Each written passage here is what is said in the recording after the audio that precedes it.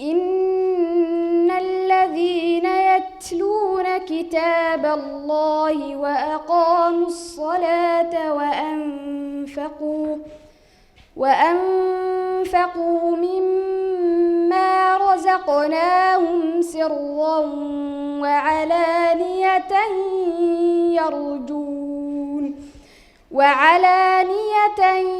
يرجون تجارة لن تبور ليوفيهم أجورهم ويزيدهم من فضله إنه غفور شكور.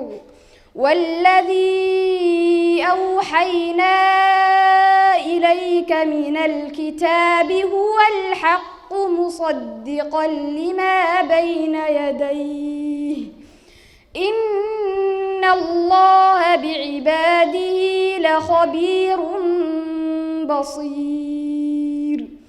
ثم أورثنا الكتاب الذين اصطفينا من عبادنا فمنهم ظالم لنفسه ومنهم مقتصد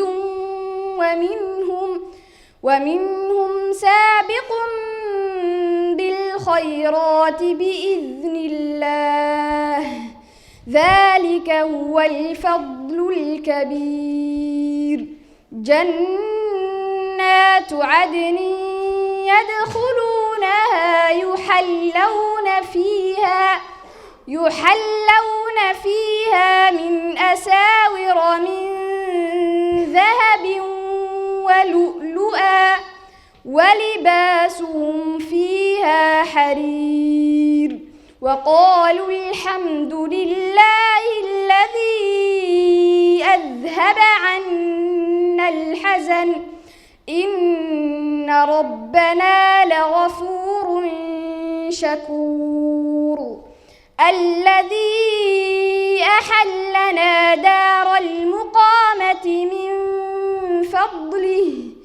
من فضله لا يمسنا فيها نصب ولا يمسنا فيها لغوب.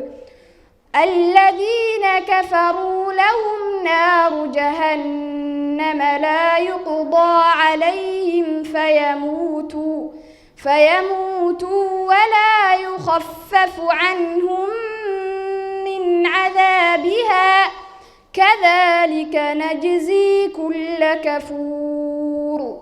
وهم يصطرخون فيها ربنا